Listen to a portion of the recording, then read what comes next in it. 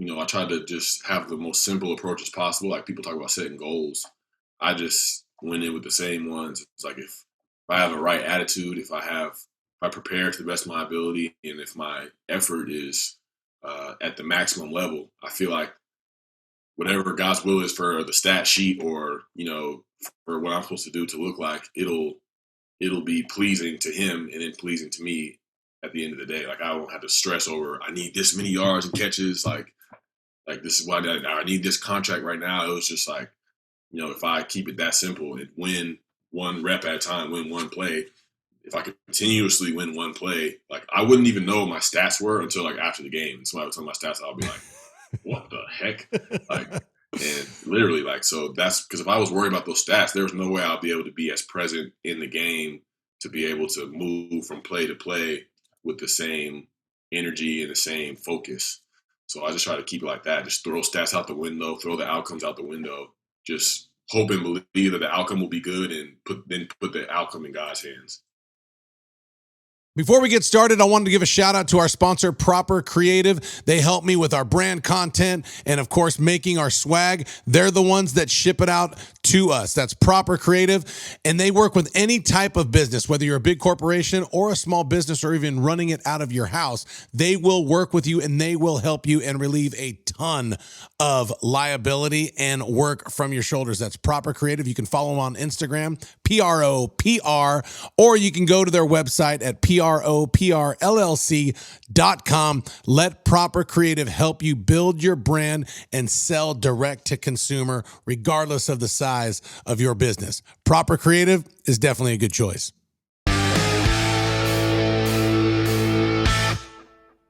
Welcome to another week of Level Up with Matt Rogers. I am your host, Matt Rogers. Super excited today. Our guest, I mean, dude, I've always feel like we've been blessed with the best guest on the planet. Today is definitely no exception of the rule. Before we get to our Pro Bowler, our unbelievable guest today that just has an amazing story. A lot of people are going to tune in because they might have already heard pieces of the story and just, who he is. But we're also going to go a little bit deeper to hopefully uncover things that you might not know. Before we do that, I do want to introduce our producer, co-EP and electrician, freaking everything you do, dude, Eli Adelman. We're building a studio at my house right now, and we had an electrician over, and it was like he was speaking a completely different language. Really? Oh yeah, because we're trying to do as much as we can. I thought you were smart, bro. I thought this was like your thing. Electricity is something else. Electricity is something else. Yeah. Anyway. Dude, speaking of electricity, we have a guest today that is freaking electrifying in every sense of the word. I'm not going to freaking keep you guys on your heels too much. In the house, I'm super honored to introduce to you 2020 Pro Bowler and just a guy that his story is not only inspiring so many people, but encouraging people, because the truth is so many of us in our life have been in that deep, dark pit. And unfortunately, a lot of us don't know how to get out of it. And this is a man who not only has gotten out of it, but is overcoming and getting out of it every day. Again, the Las Vegas Raiders tight end. Odds are he's on your fantasy football team if you play. The one and only Darren Waller in the house. Yeah, baby. Yeah, thanks for having me, man. It's good to be here. Dude, you're the freaking best. Thank you for coming on. Yeah, anything for you. Oh, why do you say that, dude? I feel like anything for you. Nah, man, you've hosted multiple events for my foundation and brought the energy and, and then just having conversations with you one-on-one and just, the good things you've had to say about me. It's been really encouraging. So I really mean that. Well, dude, honestly, I appreciate that. And B, like, not to patronize you because, people tell you all the time, but like, I like being around good people. Like, I feel like God's blessed me with the opportunity to be an MC and an auctioneer, and I'm around cool athletes all the time. But, once in a while, there's special ones like you that I can just tell, man, you have a heart for people. Football is what you do. It's not who you are, which is awesome. And I don't know, correct me if I'm wrong at any time in this podcast, but I feel like football is your vehicle to do much bigger things in life, right? I fully agree with that. I feel like that's my current calling at this moment. And, there are great things about it. Playing the game is fun. The connections I get to have with people and the influence that I get to develop through it is awesome. But I mean, I'm gonna have at least probably 60 years left of my life, God willing, after I'm done playing the game. So there's so much more to life than just this small time period. It's so freaking rad. And it's cool. And we're going to get into it because, dude, you didn't talk like this 5-6 years ago, did you? No. And I'm representing today. Look at this. I'm wearing my Darren Waller shirt that we got not at his last event, but 2 events ago, which, bro, you and cousin Brandon rocked the stage. It was a Darren Waller concert. And I mean, look it, not to bag on other athletes that, try to be musicians, because there's some out there that are okay and there's some out there that are really, really bad. And it's like, stick to boxing or basketball or whatever it is. Darren's freaking legit, bro. Yeah. You brought the house down. Energy was there, obviously. The lyrics were good. The lyrics were inspiring. And the beats, dude. It's all about the freaking beats. Yep. Like, are you making me do this? And you were, and Brandon was. I love your cousin Brandon. I love your family. So I'm representing. This was the concert, Oh, the yeah. Darren Waller concert. And I met you through my partners at Prolanthropy. Jeff Ginn, he was on our podcast. He was our second episode. You could check him out. And of course, that's how you and I met. So we've done 3 events together now. And, hopefully more on the horizon. I know you're doing more, but like I said, you haven't always talked like this. Can we go back to the beginning? Like, I know you were born in Maryland. Are your parents, dude, your dad's so freaking rad and so proud of you. Like, how did you grow up? Did you have a good home life? Was it rough? Was it good? What was it like? I had a great home life. Both my parents, they've been married for 35 years now. So I had an older sister. There was no abuse. There was no neglect. There was no rough environment around the house or the neighborhood. I lived in the suburbs. So everything was there. All my struggles came with, how I cope with the world around me, like the environments I was in, relationships with other people. Like that's where, I struggled and I began to doubt myself and, not feel good about who I was because I just felt like I was so different than everybody else. But I couldn't see it as a good thing. I could only see it as a bad thing. But my home life was great. My parents challenged us in a positive way. They weren't the parents that were like, you're grounded if you go 0 for 3 in a baseball game or if you Right. don't perform. They were always there encouraging us to be our best and to just do everything with great effort. So when you say like you were different, did you feel different because now you're 6'6", like 255? Like, were you different because you were taller when you were little, or were you always the best, or were you big and not good? Like, what were you like when you were little? I guess up through like middle school, I guess I was considered like kind of tall, but not like towering over anyone. But when I say different, I mean just kind of like weird, I guess. Like Like kids that are quirky? black. Like, what were you like? Yeah, like other black kids would just say like I wasn't black enough, so that would just kind of make me feel like what am I doing? Like how do I like I'm not even doing anything wrong. Like I'm just being me, but there's already something wrong with me. Like I'm not black. I can't even change the fact that I'm gonna be black my whole life and I'm not black enough. So it's kind of like that seed was set into me and I believed it. And, I was just, I was very interested in school. I was a nerd. I wasn't one of the cool people, it seemed like the cool kids were always, being loud and, saying school sucks or, picking up all the chicks. Girls didn't really want to be around me because I just wasn't what embodied cool as a kid. So Wow. those kind of things just kind of left me feeling like I don't know what to do. And then then I turned to like people pleasing and trying to fit in with everybody else and what everybody else was doing. And that just wasn't working well, but I thought that was the only way. Dang, dude, I would have never freaking thought that, because you look at you now and you're like, dude, you're like a freaking Greek god. You know what I mean? And your team is at the top of the freaking AFC West and you're in freaking Las Vegas. Like, you look at you now and you're like, that's the guy I want to be. But when you were young, you didn't even like that guy. So let me ask you this too.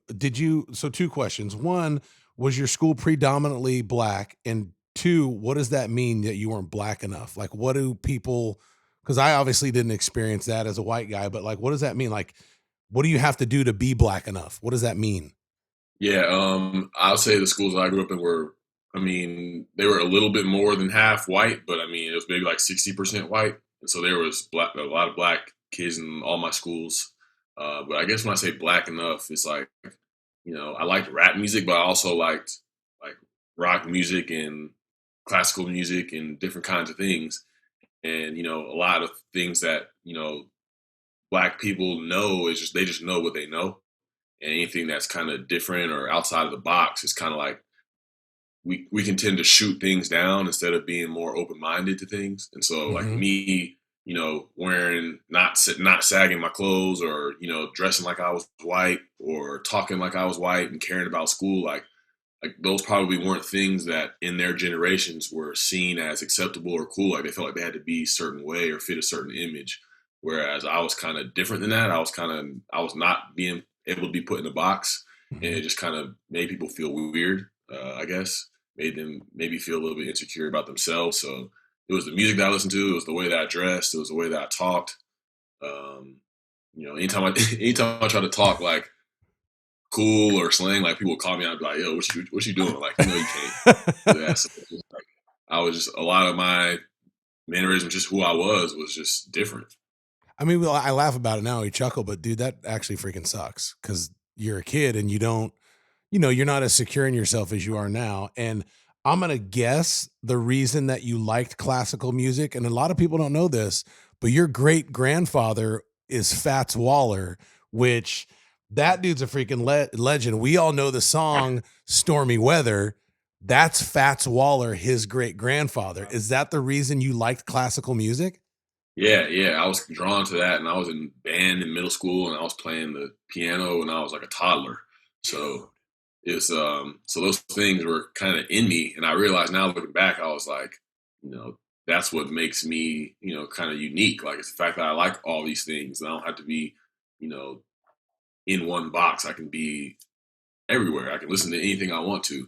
And so back then it was kind of like, I felt like I was weird for it and something's wrong with me. But now it's like, no, that's what made me different in a good way. Dude, and even today, more so than ever, you are different in a good way. Like, bro, I can't play an instrument. I was a finalist on American Idol, and I didn't even know how to freaking read music, let alone play an instrument.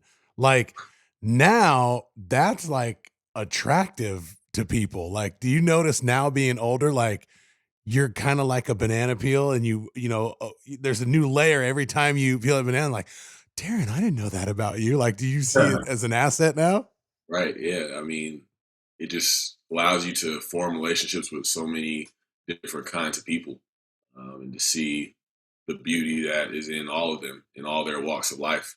And I don't want to be ignorant or closed minded to anything that I could learn or, you know, be amazed by. So so going back to like your childhood, when was it really hard when you were like, dude, this freaking sucks? Like, is it seventh grade? Is it eighth grade? Did you get jumped? Were you just constantly bullied on and you were insecure? Like, when was that and what did that look like?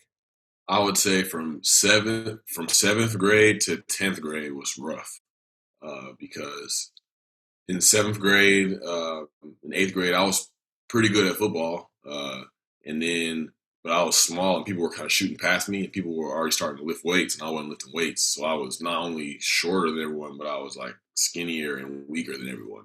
So I didn't pass the eye test, and I just wasn't my body wouldn't be able to hold up. So I was riding the bench my freshman year and sophomore year of high school. And, through middle school was when I kind of realized that, I could make people accept me by the way that I play football. Cause I was always good. I always had a feel for it. I never thought I was like, I'm going to the league, but I was like, I feel like I just know how to play and my body just has a feel for it. There's some things my body does even today that I don't even tell it to. And That's freaking cool. weird. It's weird. But yeah, so when I put all my eggs in the football basket and then the football wasn't working out, I was kind of just like, man, like I don't even know what I'm doing here. Like I don't even know what I can do to be seen as cool because I wanted and needed that approval from people so much. So it's from 7th to 10th grade was rough, and then 10th grade was when I started popping pills and stuff like that. When you say popping pills, what type of pills were you popping, and like why were you popping them? Back then it was just hydrocodone and oxycodone pills that you would get from like breaking your arm or something like that, like those basic pain pills. But some friends of mine were taking them and they offered them to me, and they were like, "This will make you feel good."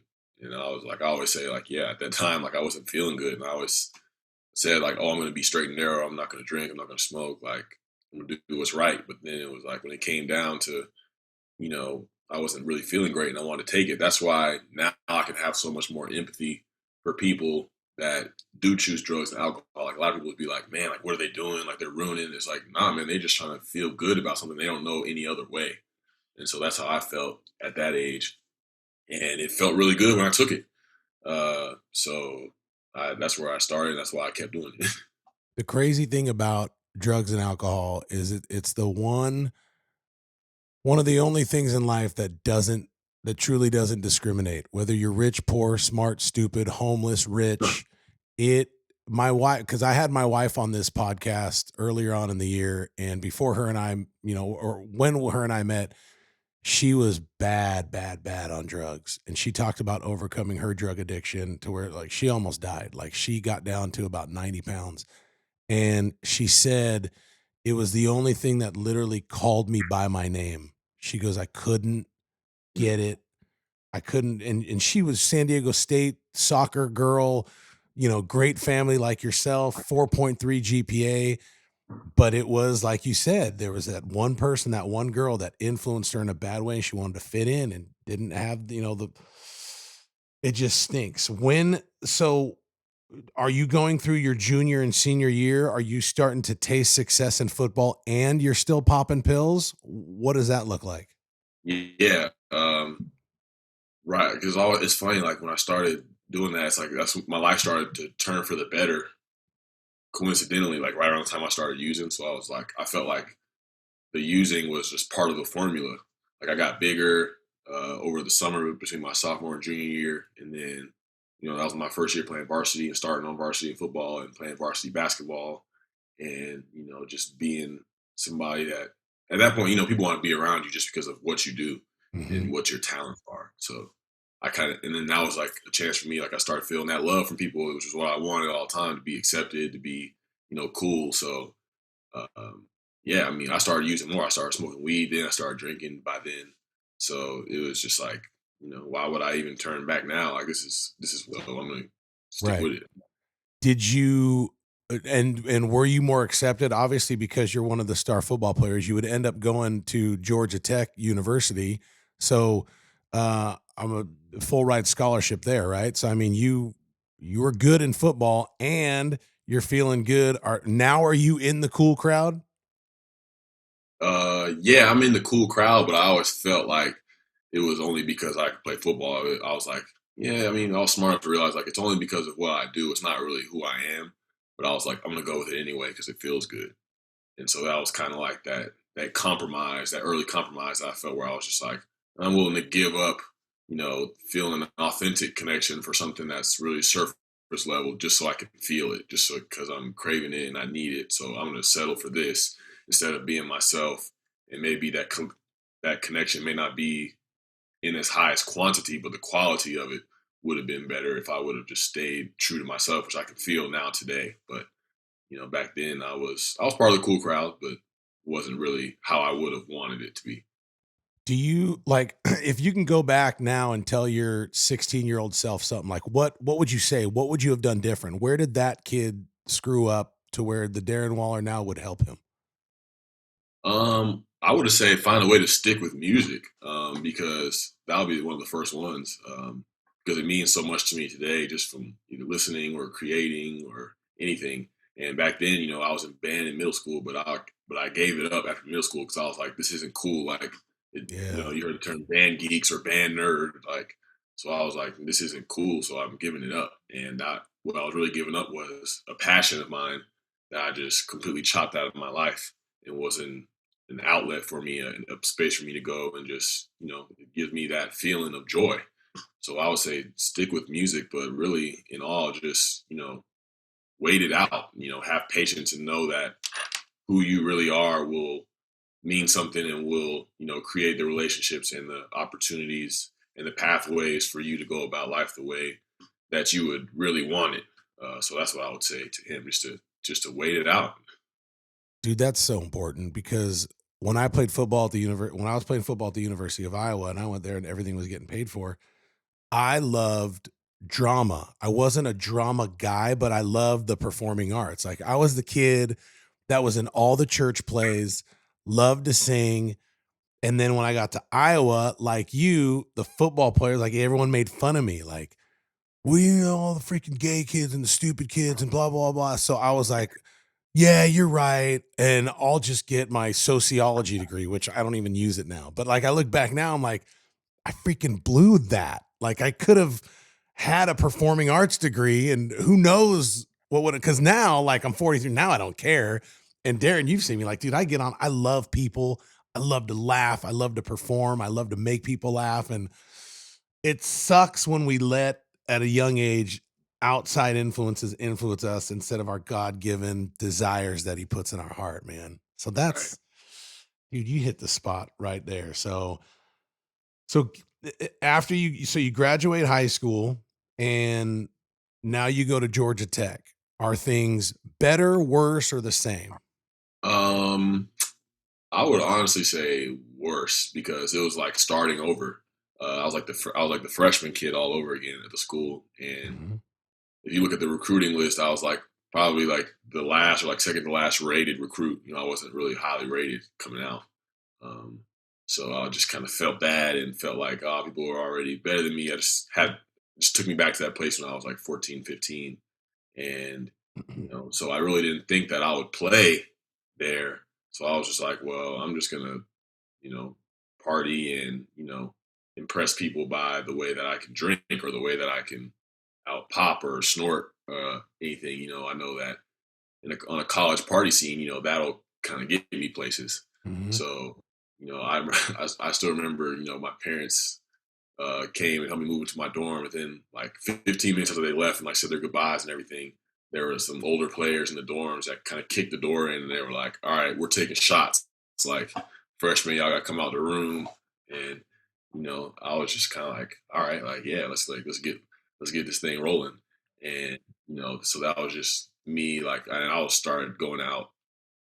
I was going out probably 4 or 5 nights a week, drinking every day, smoking every day, getting high every day. So Did you that was have just, the did you have that reputation on the scene on the team? Because people talk and coaches have a way of finding out. Like, were you the party kid or like who were you? Like, what was your identity on that team? Like, you got the badass, you got the funny guy, like you got the freaking slap dick. Like, were you the party guy? Like, oh, that's Waller, he's okay, but he parties too much. Like, what was your identity on the team? I think my identity on the team was I was just a guy that people couldn't really figure out because I would go and do crazy stuff and party and all that. But when I came in the building, like I was, yes sir, no sir, like respectful and you know, kind of quiet. Like if I got into the right environment, I would kind of let my personality show. But I was very, I wasn't very sure of myself, so I was very like quiet in that term. Like the drugs and alcohol would kind of bring out this confidence that I thought I had. So it would be like, oh man, he parties and does all this, but he's actually a respectful person and he's intelligent and he, gives his best effort when he's here. Right. But I felt like I was a guy that people really couldn't like figure out like who I was. Did you figure out who you were? Like, did you know who you were, or were you kind of all over the place in your mind too? I was very all over the place. I knew that I wasn't me. Uh, I knew Right. that I was trying to be somebody else or fit into what the world saw as cool or successful. I knew that about myself. I didn't know who I truly was, but I knew that I wasn't who I should be. Did your parents have any idea that this was going on? My parents knew. I was just talking to somebody the other day about Right. how I used to just walk into the house just fried, and and think that my parents didn't notice or things like that. So they knew that I was partaking, but I don't think they knew that it was to the depths that it really was. Was it all you thought about for a while? Like, did getting high, partying, was that more important than football? Absolutely. I was Wow. I couldn't be present anywhere. I couldn't be present in the game because football just became like people pleasing for me. So it wasn't really like a place where I woke up every day and was like, I can't wait to go please these people or try Mhm. to impress these people. It wasn't like I can't wait to go play football. I never had that mindset of gratitude. So so yeah, and the like the party and the drinking, that gave me that confidence. It gave me that feeling. It allowed me to just kind of numb out and forget about everything I had to do or perform at. So anytime I was at practice, I was like, man, I can't wait till we get off. I'm going to cop this 30 pack, going to cop yada yada yada. And so anywhere I was like, I can't wait to get there. I can't wait to go get high. I can't wait to feel this feeling instead of, finding that feeling exactly where I was. So it wasn't really about going to practice to get better to win. It was like, let's get through practice so we can go party after. Yeah, let's get it over with Yep. because I ain't really trying to be here anyway. Like I have to be here, so I'm going to fulfill my obligation, but I feel no real desire to be here. Did you practice sober and hungover, or did you practice and play high? A mixture of both.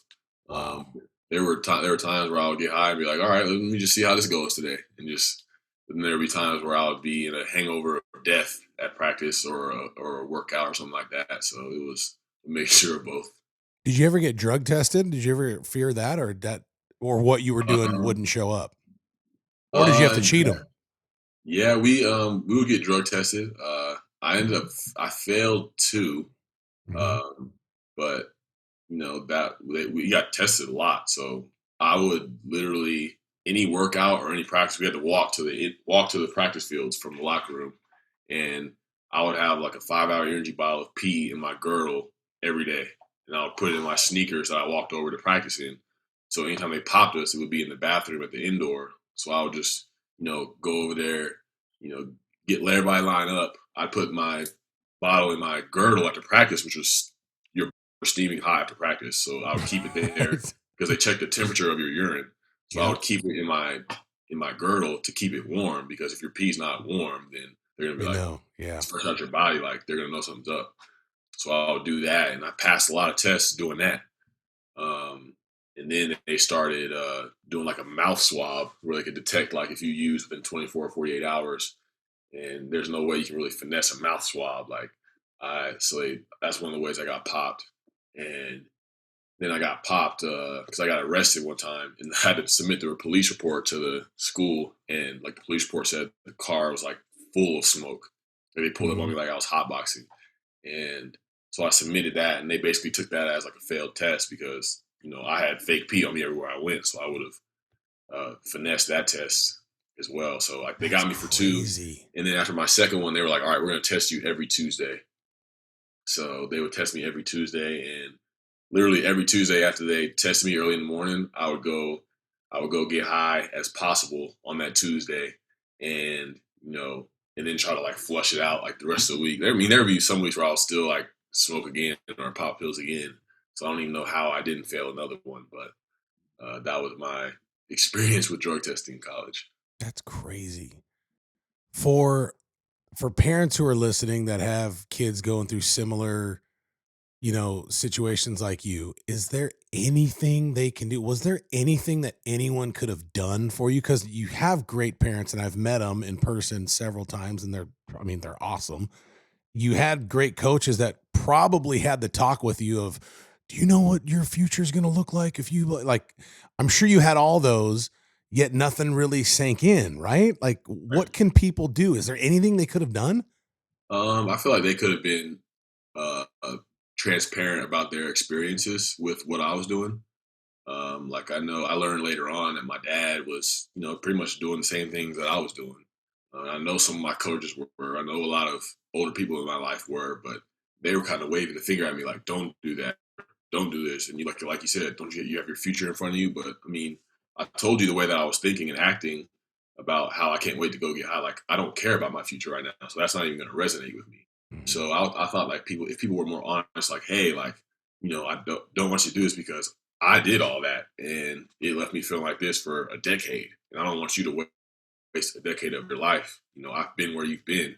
But when people kind of wave the finger at you, you don't think that they are trying to resonate. You feel like they're just trying to maybe attack you. Like I feel like the world was out to get me, from my family to the administration of the school, the coaches. Like I felt like everybody was out to get me. I don't feel like anybody was trying to come down into the dirt with me and be like, hey, I've been here. Come on, let's try to find a way out of this. It was kind of just like, what are you doing down there? Get up. Who were you tight with? Like, and how did you grow up? Like, are you a man of faith? Like, are you Catholic, Christian, Muslim? Do you have a faith background? Um, so I grew up going to church, but I realized since I got clean that my relationship with God was very transactional. It was like, if I do these good things, if I do these religious practices, if I can memorize certain things, God will have to bless me. Like if I do right, if I treat people right, like I'm owed something in return when I'm really not owed anything by him at all. If I'm right with him and I have faith and I try to cultivate that relationship with him day to day, then his will be done in my life. But I wasn't thinking that way back then. I was just like, oh, if I do a few things, plug into this faith formula, I'm going to get what I want out of it in the long run, and it's going to help my image out. So once I kind of picked up on the fact that I was doing that in college, and I just kind of abandoned faith altogether. I would just, if anything was God, or I went to a church service, it was just like to show face or to give off this image like I'm a good person. So that was tough for me. I didn't really get back to or cultivate any kind of real faith till maybe a couple years ago. Really? So what's changed in the last couple of years? Like, and what do you like? What are you now? Like, are you Christian? Are you a Jesus guy? Are you what faith are you now? Yeah, I'll say I'm Christian. I'm a Jesus guy. I'm really getting into reading the Bible more. I don't watch much TV. I watch a lot of sermons. I feel Who do like you it's like? Who you listen to? I'm a big Michael Todd guy. Transformation Church in Tulsa. Yeah, Tulsa, baby. I was just watching one right before I came on here. But yeah, that's what I'm about now. I just Does he realized through know my that whole you life. watch him? Yeah. He knows that you watch him? Oh no, I don't think he knows that I watch him. Do you like the idea, because you're so well spoken and you have this platform? Do you see yourself talking in churches down the road? Like if he had you out, would you go to Transformation Church and share your story and encourage people and preach? Man, wow. Preaching is kind of scary. I've actually had like, like sometimes I can just feel God like talking to me or like putting an idea in my mind. Like, and I kind of thought a couple times, like, what if I do, like, is he trying to pull me that route? Is he trying to pull me out? And I just, it's just been mostly a thought right now. But if that was an opportunity, I feel like, I would definitely do it.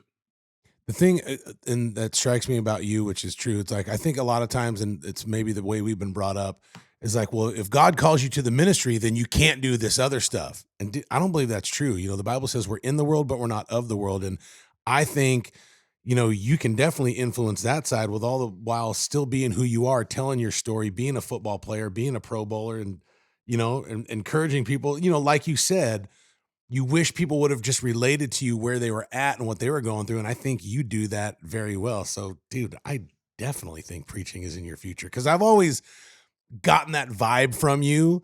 But, I'm always in the setting and, I'm seen as your auctioneer. So we only get like this much time to really go deep in what we're doing right now, because we're thinking about the event and stuff. But yeah, man, that's definitely something you can do. And I could, from firsthand experience, there's not a greater feeling than when you help somebody find their identity in Christ. It is the best feeling in the world. Derek Carr, he's a Jesus guy, right? Yeah, big time. And he's a huge supporter of you. Like, that guy loves you, dude. Like, I seen him at your, like, that guy really likes you. Yeah, he's an incredible guy. He's been that way since I first got to the team. I remember I would come to the Bible studies that they would have early on, and I was still coming in there, kind of raw. I was, I'd been clean for over a year, but I was still trying to work through a lot of things, and I was, fresh off of a practice squad, and and I would just say things in there that were really raw and just real, and some guys kind of look crazy, but Derek would always encouraged me, and that kind of turned into a relationship on the field, where I didn't want to let him down. I always wanted to be open, of course, but I wanted to, be available for him and help him succeed at what he does because, he was a friend to me. That's good. Well, and we could talk about this more offline if you want, but like if you got influence, so if you ever wanted like Mikey Todd to come do a Raiders, because I know that like on Friday night, Saturday night, they'll have Chaplin. Like if you ever wanted, your boy to come in and preach and lay it down, or you want Mikey Todd or someone, let me know. We could make that happen offline. Because you got influence. Anyone would do that for you and with you in a heartbeat. Going back to college, like at what point did you start to believe, okay, I'm going to be an NFL football player? Like, did that ever cross your mind? I would say, I guess after my junior year. I mean, it didn't really. It was other people told me, they were like, man, like people from the league, like scouts and stuff, are going to start coming around, and I was like, well, dang, like I felt like I was doing good things, but I was in a triple option, so it was like if I got 3 balls a game, I felt like I was hitting the lottery. Right. So, and I did a lot with those targets that I got. So it was like, man, like, but I would always find something that was wrong with me, like, oh, we don't run very many routes, or oh, we don't do this. So it was like I was never really confident in myself to where I was like, I'm going to the NFL, like this is what it is. It was always just like, well, I guess if they say so, like maybe I'll find a way to sneak in. So it just, the confidence wasn't there. But I was smart. I knew that I could play the game. I was making plays whenever I got an opportunity. It was just that, the person I was off the field, I just didn't have a lot of confidence in him. So it was just like, it was hard for me to have a confidence just kind of pop up out of nowhere on the field. Did you ever, because you had a good junior year and you had a good senior year, and it almost sounds like not by accident, because I'm sure, there was a lot of intention in what you were doing, but like you said, your focus was never, I'm going to work as hard as I can to be an NFL football player. It was just like you were just kind of doing college, doing football, and it happened. Was there ever a moment to where it's like, oh crap, I got a shot at this. I'm really going to do it. I better sober up. I better get after it. Or did that never happen? No, it didn't really happen. I sobered up before the combine for 2 months, just so I passed that test. Was that hard or no? Yeah, it was hard, very hard. But I mean, the facility, I was at a facility in Arizona training for the combine, and we were working out all day, every day. So I was like completely drained every day I got back to my room. So just that schedule allowed me to kind of make it through. But right after the combine was over, I was right back to it. So didn't really give sobriety a chance at all. I did it just to kind of get people off my back because I knew that I was coming in with red flags to the combine. So I was like, I can't fail this combine test and still continue to put this football image on for people to see. I need to pass this test so I can get back to what I'm doing and kind of get people off my back. So crazy. And then you're drafted by the Baltimore Ravens in the 6th round of the 2018 draft, 2019. What was it? 2015. I'm sorry. I was thinking Raiders. 2015 draft. You're drafted 6th round. Now is it, okay, now I'm going to get serious. Now I'm going to get after it. Or is it more pressure because now you have a whole new set of people to fit in with because now it's NFL life and it's business. And by the way, which is probably one of the number one reasons I wasn't great in NFL. Like I was average in high school. I was great in college. And then I just wasn't great in the NFL because when I got there in the business and I looked around, and I've always been a pretty optimistic guy, Eli. When I saw the business side of it, I was like, dude, I can't. This is not me. Like I was a free agent practice squad guy. And I'm like, I can't do that. Not that big. I mean, and that was me on this level. You're drafted. Did you feel a new set of pressure and problems? And Harbaugh's your coach, and he doesn't seem like the softest guy in the world. Yeah, it was just nothing but pressure and fear. Like I kind of knew that eventually I would crash and burn because I just didn't really have I didn't have any kind of value. I didn't really have any, anything that could really anchor me through, a tough time or a pressure-filled time. So I kind of knew that I was just going to crash and burn. But So yeah, when I got up there, I was just like, not really feeling it. I wasn't confident. I had hands of stone my rookie year, hands of stone like through the off season and training camp practices, like and it just wasn't great. And then I ended up getting on IR there my rookie year, but like I was using the whole time. They put me in the drug program and they sent me to New York for like this all day psych evaluation. I had to take all these tests and they're basically trying to see like if I should be in the drug program or not. And I just lied and finessed the whole evaluation. And they were about to let me just not be in the drug program. And they're like, if you can make it through the preseason without failing a drug test, we'll let you be out of the drug program. But I failed one right before like the last preseason game, and so I was in the drug program. And I got tested 2 to 3 times a week for 5 years, and uh, and I was still using. There were times I'll I'll drink like multiple detox drinks a week and like sit in the sauna for like an hour or an hour and a half before practice. Like there's with there's stuff like my story where they show like Hardball talking to me at practice, or I look like I'm out of it. Yes, totally. And it's like people are like, oh, he thinks he's high. Like I think that day was one of those days where I was trying to pass a drug test, and I sat in the sauna for like literally like an hour and a half, and like was chugging water and stuff. So I was like sitting in the sauna for an hour and a half, then go out into 90-something degree heat in practice. Like I was like about to die out there. And he's like, come on, let's get going. Here, let's get it going. Yeah. So I saw that. That was that interview you did with Steve Smith, and they would show clips of you like your rookie year and your second year, and it looked like a train wreck. Like it right. it was bad. And it's crazy. Bad. It's crazy. So like let me sit here for a minute with you. Like, what's going through your mind? And like, I guess the only thing is, do you know that you're addicted and you don't care? Or are you so smart because you are and you've always been intelligent? Are you like, no, this is just what I want to do and I can get around it and fool people? Like, what are you thinking? Yeah, I still thought that I had power. I still thought I could finesse and manipulate and, charm my way out of things. But at the same time, I was still thinking, I was just like, man, like I'm a wreck. Like my life's a mess. Like, like even looking at my like apartment and stuff, like it was just dirty and, just like everywhere. And it's just like, I don't know, my life, I live the lifestyle of, an addict pretty much, but I was still thinking like, oh, I'm a Georgia Tech graduate. I'm in the NFL. I'm making this much money. Like, right. I'm not that. Like, I'm just doing what I do. But were you depressed? Were you lonely? Were you scared? Any of those things? Oh yeah, I was all those things. I was definitely depressed. Definitely. Did you know you were depressed? Yeah, for sure.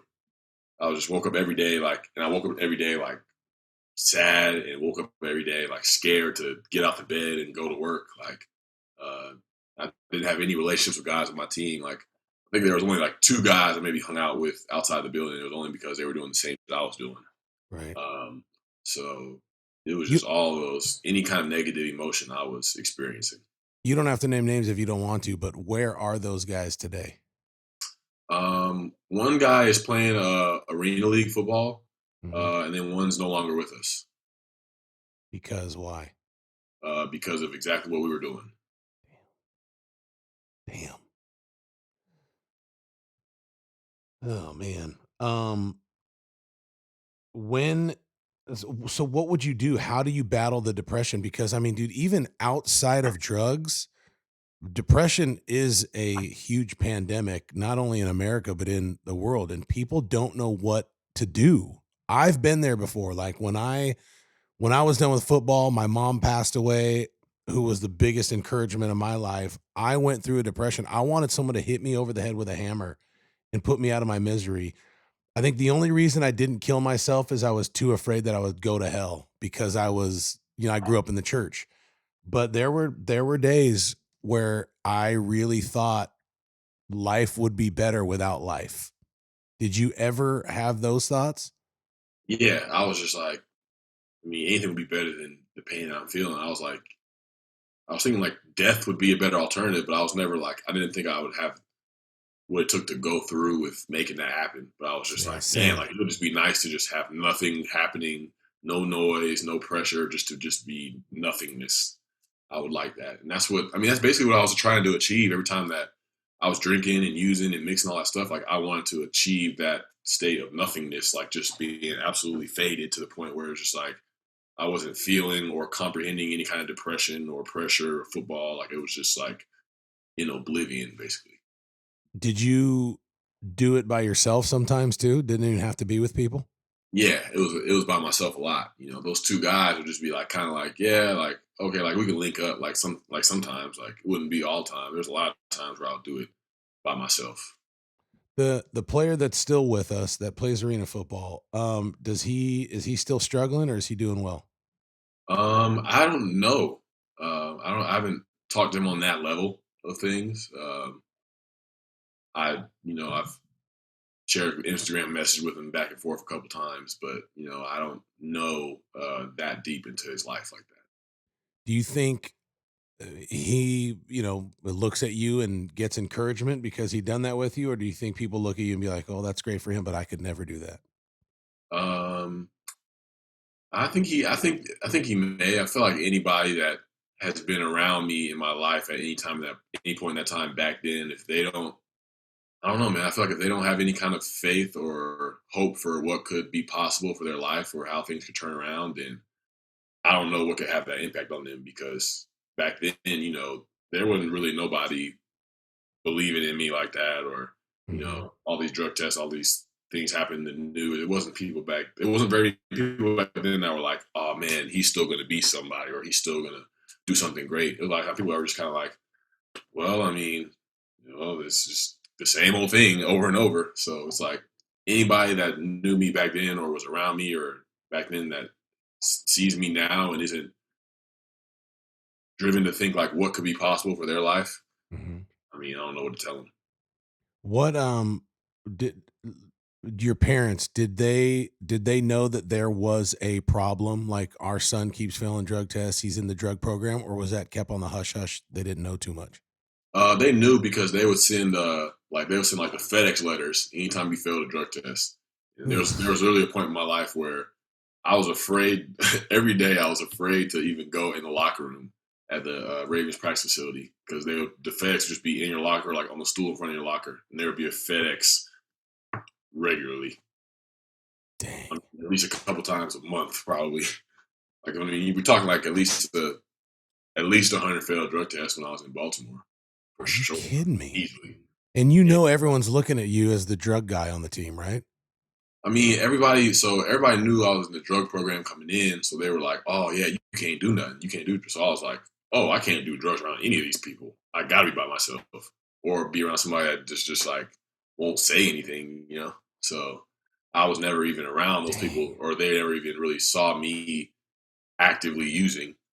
So, but the letters, like off season, the letters would come to my parents' house, and I would try to hide them and stuff them away or something, but my parents would find them, and so they were kind of like, they knew something was up.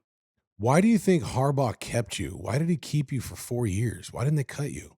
Because I had flashes at practice where I would do like crazy stuff, like just take over the entire practice. Like Really? I remember we played the Saints last year, in Monday Night Football, and I Mhm. had a big game. And I think Mike Wallace tweeted after the game. He was like, about time. He used to go for like 200 yards every day at practice. And I would literally like, there would be days where like I'll just be out of it and I wouldn't do nothing.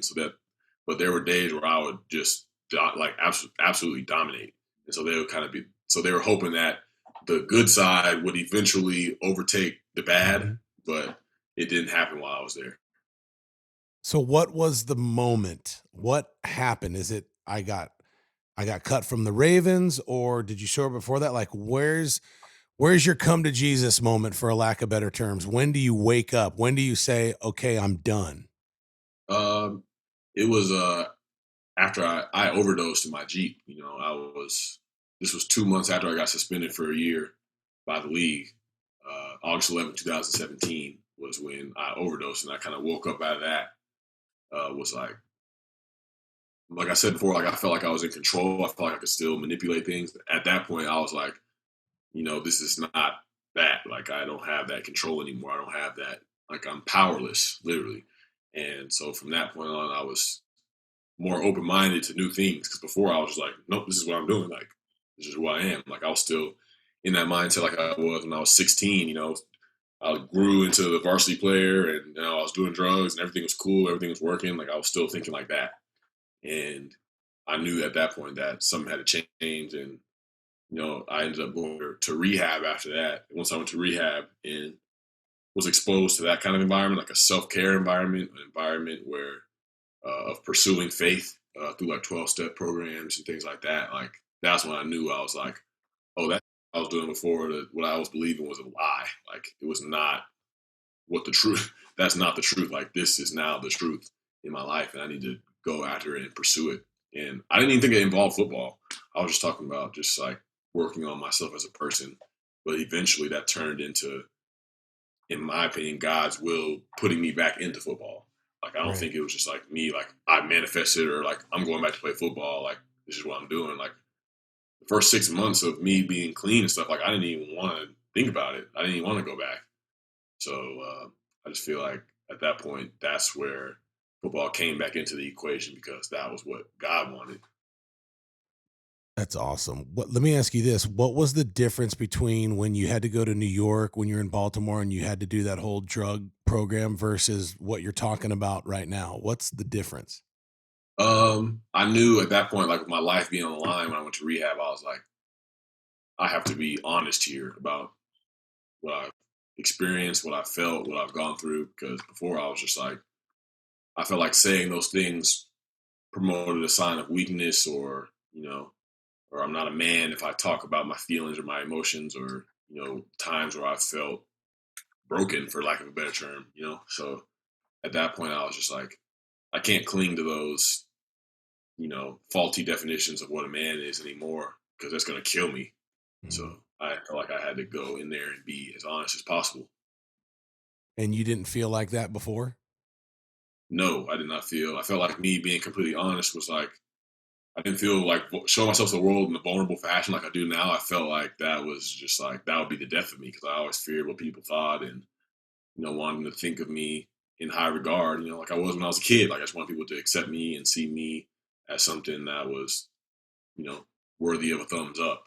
And I didn't feel like being honest or open or vulnerable or speaking on those things. I felt like that was the opposite of what I was trying to get. I didn't think people would be able to connect to that. I thought they would only be able to connect to my success. Isn't it crazy too? And that's Eli, that's how the devil works. He works with lies like that. It's like, you have, the 2014, 2015 Darren Waller, 2016 Darren Waller that didn't want to talk about, put this image, but it repelled people from him and he secluded himself. Right. But then when you bring in humility, when you bring in honesty, like now people look at him, that's manly, that's Right. freaking masculine, that's not weak. Yeah. The other one was weak because you can't be honest, but honesty makes you freaking strong. Yeah. And people look at you now, they're attracted to you now. Yeah, there's always going to be freaking people that want something from you. It doesn't matter if you're in the NFL or you're freaking a school teacher. Right. You're going to always attract people. Someone's always going to want something from you, and you just got to be smart to weed those people out. But the good people that come into your life, the good experiences, the opportunities, like it's so cool. What makes me going back to when you started to get clean, you started to get the right mind. You said you didn't want to go back to football right away. Why? Were you afraid of that pressure coming back that would put it back on you and make you want to, regress? Yeah, I was afraid of that, and I didn't see. You know, there weren't any really sober guys I could look to in the NFL. Like, a lot of the guys in the league, like, they're great men, like great guys, like, you know, good fathers and things like that. But they would all drink, or they would all use, or they would all, you know, do something. Like, and it was just like, you know, sobriety was still kind of just like weird. Like, you know, guys celebrate a victory by drinking beer on the plane or pouring up bottles on the plane, and, you Mhm. know, things like that. Like, that's just part of the culture. So I was just scared. Like, I feel like I'm just going to be the only kind of guy that does that. You know, I'm sure there are guys that are sober here and there in the league, but I just, you know, the kind of guy that I thought I could be, and the kind of guys that I looked to when I was in the locker room, was just like, I didn't see it as being possible. And I felt like I would just go back into the state of loneliness that I was already in. So I just didn't really want much to do about it, because it was so much more than just the game, you know? There's so much more than just actually playing football. If it was just actually playing football, I would have been all for it. I would have been all for it my whole life. But it was just Mhm. so much more that went into it that I didn't want to deal with anymore. When did you say, "All right, I'm going back. I could do this"? And was it like a leap of faith because you were still scared to go back, or was it like, "I ain't afraid anymore. I'm going back"? Which was it? It was like after I started training, like I was training a little bit off and on in the beginning, like just working out and stuff. But like I got hurt. I tore my meniscus in my knee. I hurt my foot a little bit, like doing some training out, and I was kind of like, man, screw this. But my trainer was staying on me, and he was like, nah. He's like, I still see it in you. I still feel like you have an opportunity. And so I was training, and you know, I was passing all my tests, and I knew they would reinstate me like a few months out. So I was just, I was working at Sprouts before, and I stopped working at Sprouts so I could just work full time on training the last few months. And then when I got Wow. reinstated a couple weeks into August of training camp, uh, I was like, yeah, I'm going back, and I felt confident. In the first 2 days of practice in Baltimore, I was killing people like I never left. But they had already drafted They drafted like Mark Andrews and Hayden Hurst that year, so they were invested in him and talented guys. So I was on the practice squad, and after training camp, like they cut me, and I was getting in like marginally in the fourth quarter of preseason games. Mhm. But I just had a different attitude. I just felt like if I'm continuing to work at this, I feel like I'm called here. If I continue to work at this and have the right attitude and perspective, something good is going to happen out of it, whether I play in another game or not. And then me having thoughts like that just surprised myself because I was like, I never, That's never cool. thought like this in my life. So I was just, just grinding it out, coming in with positive mindset every day. And the number one defense in the league was the Ravens. So it was like, well, I don't get to play in a game, but I'm going against the number one defense every day. Like Yeah. I'm going to know what I'm capable of. And I was eating that practice. So I was like, all right, like I know because of my actions, I may not ever play in a game again, but if I do get an opportunity, like I'm gonna be ready. Like there's no question. When you say you're going against the best, even like our NFL practices like college practices where it's full go and we're scrimmaging, and if you're getting after it, like it's real, or is it kind of back off a little bit? It's like that in training camp. You don't really take people to the ground anymore. They'll have Mhm. some periods where like they'll say like, okay, this is live, but mostly it's just like like they'll thud up on the running back or somebody like that, or they'll like just Mhm. form tackle you off. But Uh, back then at Ravens practice are physical. So at least blocking wise, at least getting open in routes, it is physical. There's just not really like the full tackling element to the ground, but it's still very physical. Dude, and the cool thing for you, and this is why, gosh, man, mental health is so important. It's like a hot word now, but 5 years ago, no one talked about mental health. But your your mind changed, and because you changed your mind, your circumstances changed. A lot of us out there listening, we want our circumstances to change, and then we will Mhm. show up. Then we will do this. Dude, it doesn't work that way. Right. It's got to start with you. And that's why I love following you on Instagram, which, by the way, y'all need to follow the one and only Darren Waller on Instagram. I'm going to tell y'all right now to follow him on Instagram. It's Rackwall, RACK, another K Wall, RACKK Wall, because you're always encouraging, you're always inspiring, and you mix in some pretty sick freaking plays that you're making from time to time, which that equally inspires me. But even though you were on the practice squad, even though you were getting, for lack of better terms, garbage time, you were still encouraged, you were still working towards a goal, right? Yeah, and it's funny. That was around the time where I discovered Michael Todd in those sermons. It was a series called "Planted Not Buried." It was a series in like 2018, I believe it was, and it was literally speaking to the exact situation of my life. Like in the series, he's talking about you know the way that you would plant a seed and the way that you would bury a dead body look the same. Like you bury them in dirt, but one is just the beginning and one is an ending. And so and from that series, I was like, wow, like this is me. Like even this time, like the seed has to grow underground, roots have to grow underground in order for something to grow above ground. And so I felt like that was the time of me growing the roots to set up for the things that I'm experiencing in my life now. So that message and that time and that series was really what was keeping me encouraged throughout that time. Does he know that you follow him and you like him or no? I mean, I follow him. I don't think he knows. Okay, well, he's gonna know this week. Do you want to talk to him? Like, do you want to be his friend or no? I think that would be dope. Yeah. Oh, okay, that's on. That's a done deal. See, hey, the richest people in the world build networks. Your network is your network. I'm gonna make that happen for you. If that's what you want, we'll make it happen. So okay, so then you still get cut, right? The Ravens release you, or did the Raiders do a trade for you? How did it work? So yeah, it was after we played. The Ravens played the Raiders the Sunday after Thanksgiving, 2018, and they saw me out there warming up because I always do like this warm up routine in the t-shirts and shorts, and I'd stay out extra. And RG3 would throw me a whole bunch of extra routes, and so we were running and throwing. And the Raiders coaching staff, like I always think back, I'm like, were they just out there just lollygagging around, or I don't know what they were doing, but apparently they saw me working out and were like, who is that? We don't have anybody like that on our team, and they signed me right after the game, like on the plane.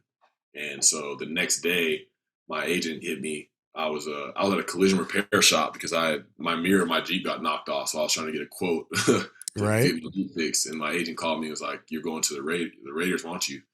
And I was like, "All right, yeah, I'm going." And then he was like, "The Ravens have a chance to elevate you to the roster there, so then you have a choice."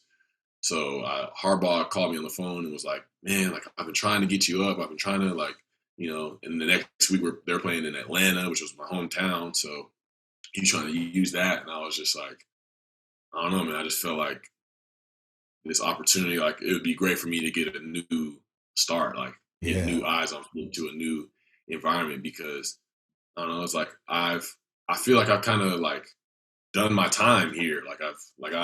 I failed and messed up, and now I'm doing the right thing, and I kind of feel like it's being like hung over my head in a sense because the ability's there, the talent's there, the work ethic's there, but now it's all a matter of when you want to give me a chance, and you're not giving me a chance. So that's why I just went with the Raiders.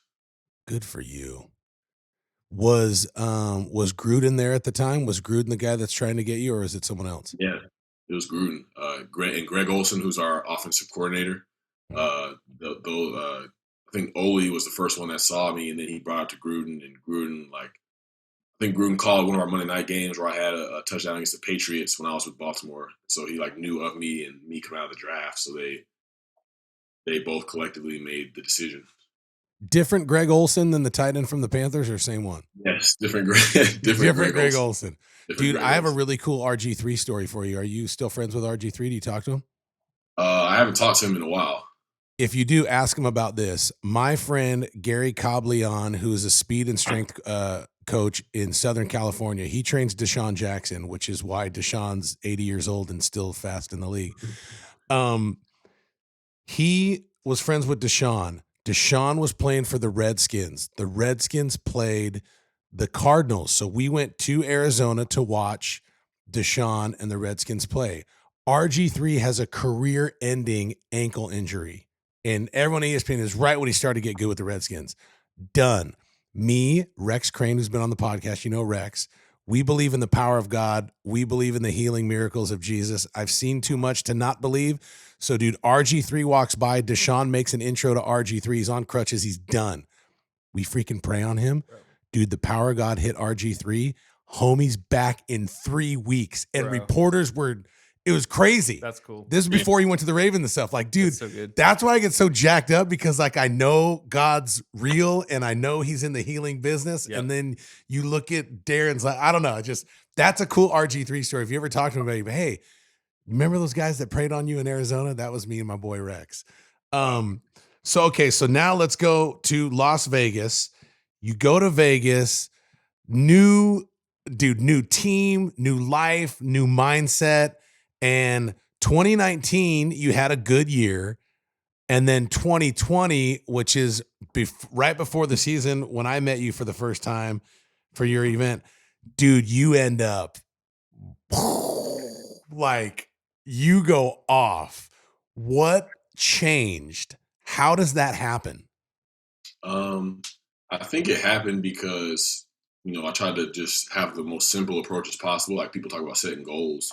I just went in with the same ones. It's like if I have a right attitude, if I prepare to the best of my ability, and if my effort is at the maximum level, I feel like whatever God's will is for the stat sheet or for what I'm supposed to do to look like, it'll be pleasing to him and then pleasing to me at the end of the day. Like I won't have to stress over I need this many yards and catches. Like this is why I need this contract right now. It was just like, if I keep it that simple and win one rep at a time, win one play, if I could continuously win one play, like I wouldn't even know what my stats were until like after the game. And somebody would tell me my stats, I'll be like, what the heck? Like, and literally, like, so that's because if I was worried about those stats, there was no way I'll be able to be as present in the game to be able to move from play to play with the same energy and the same focus. So I just try to keep it like that. Just throw stats out the window, throw the outcomes out the window. Just hope and believe that the outcome will be good, and put the outcome in God's hands.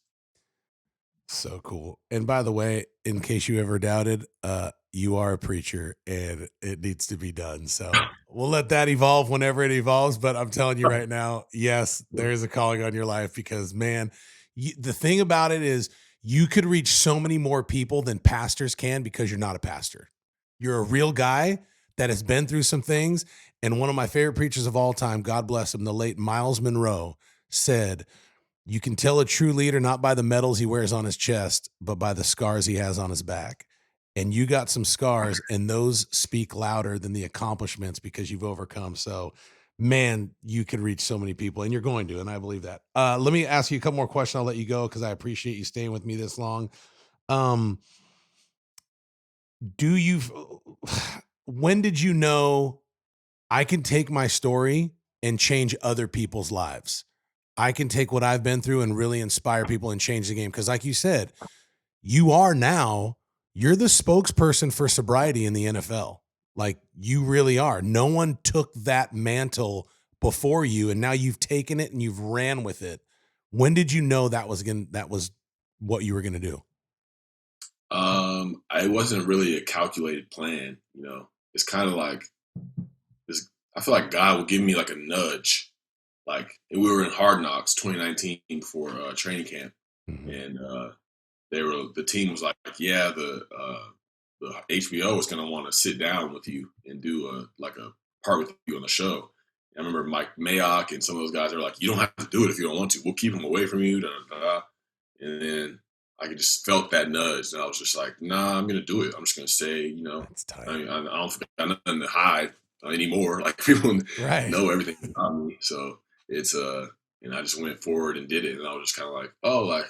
I just went forward the rest of the day. It was just like, yeah, this is cool. Like, and then I think the episode came out maybe like a week later, and I was just, doing my thing. And then all of a sudden, like my social media goes insane and things like that. So it's just like, I was just like, oh, like this is like a thing. Like people are like really like I was like, this is a big deal now. Like when I was just like, oh, I thought I was just kind of just sharing like what was real. And because I didn't want to be that guy that was just putting forth an image like, now I'm good, like I'm clean, like, there was nothing wrong, there was nothing that was going on. Like I wanted to present a real picture because I knew I could see that person that was like me when I was 15 years old. And I was like, man, if I don't speak on it now, like they're probably going to feel the same way I did. But if they can see me and see someone that's a pro, yeah, how people gravitate to professional athletes. It's just like, and if you use that platform to present a state of realness and like allow people to reach out and touch you, like that's what can go further.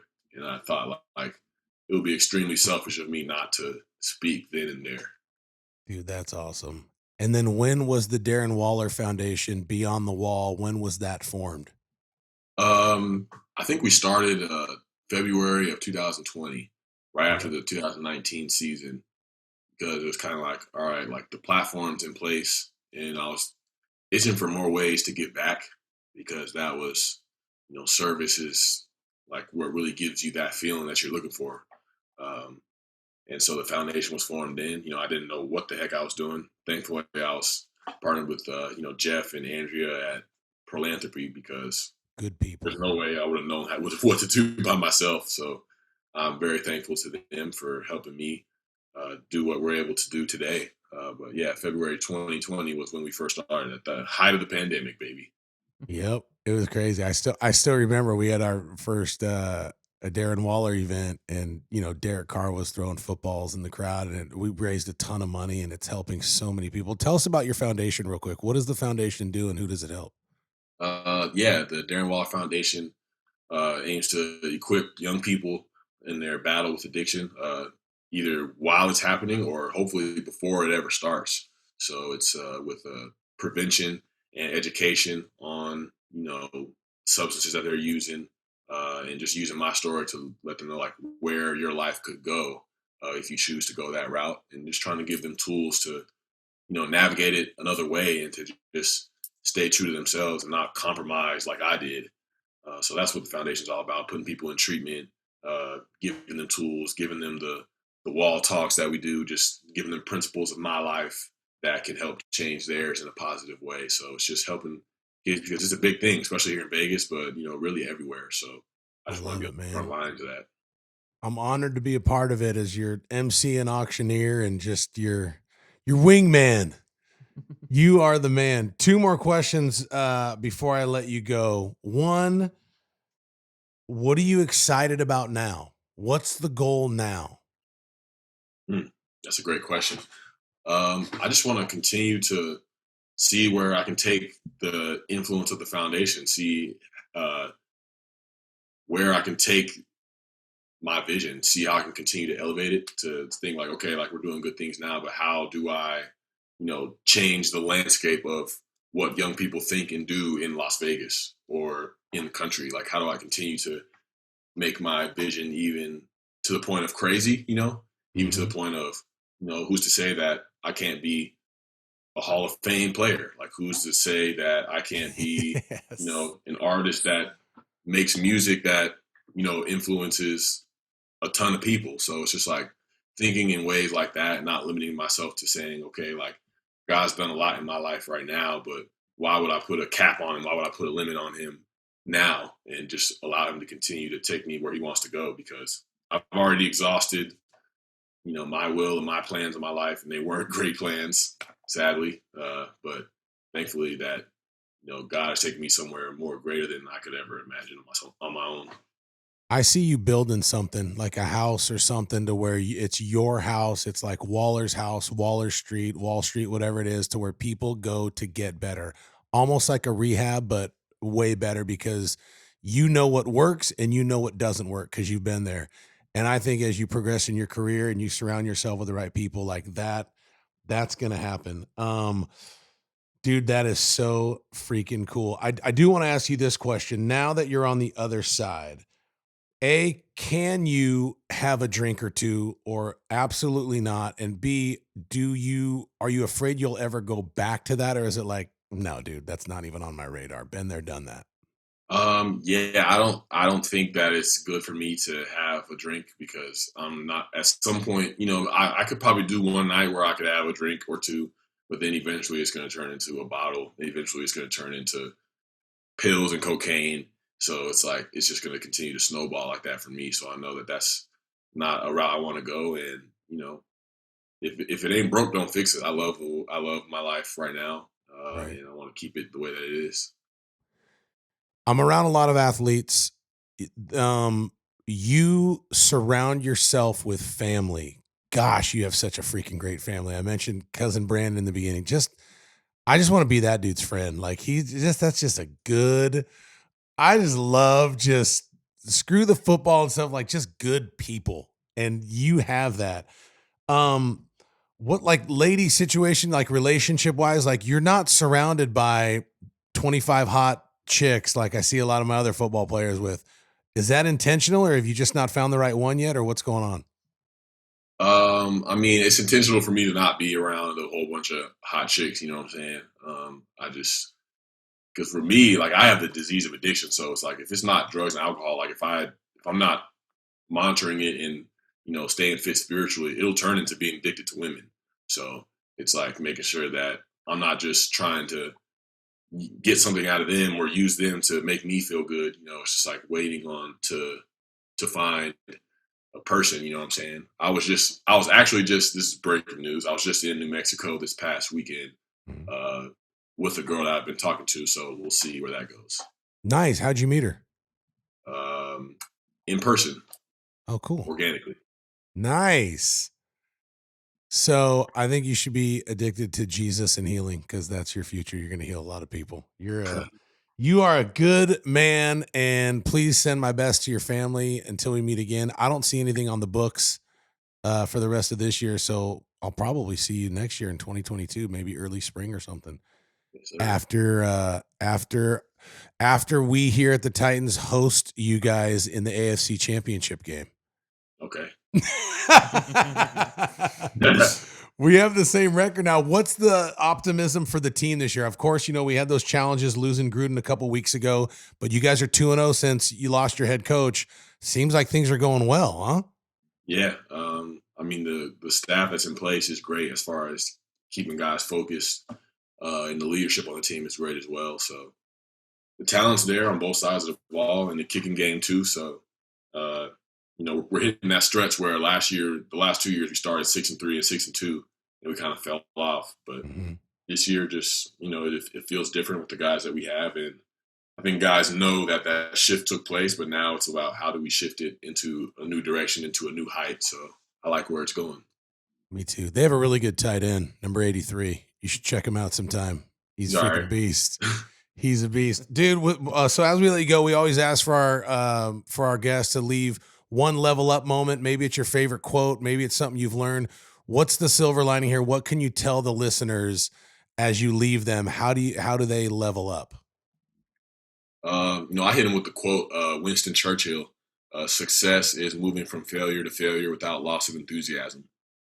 You're talking to a guy that's failed numerous occasions, but good things are still happening for me, and because of my resilience and perseverance that God has given me, other people are influenced because of it, and why can that not be you? So that's my quote.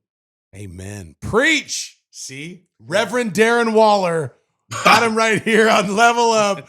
We're going to make the Mikey Todd thing happen. You and him need to be friends. Dude, thank you so much. I freaking love you, bro. You're a class act. I'm so happy for you. Like, yeah, I'm a fan, dude.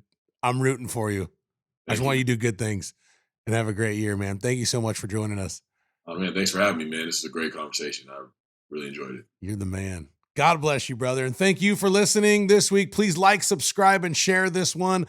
Obviously, leave a comment, leave a 5-star rating, and go follow Darren Waller. Support his foundation. It's making a tangible difference in the lives of people who are living and also extending lives and preventing people from taking their lives, man. I'm telling you, this foundation is very near and dear to my heart. Support it and get involved, which, by the way, this foundation does some really cool, freaking fun stuff. Darren Waller concert off the charts. Thank you so much for listening. This has been another week of Level Up.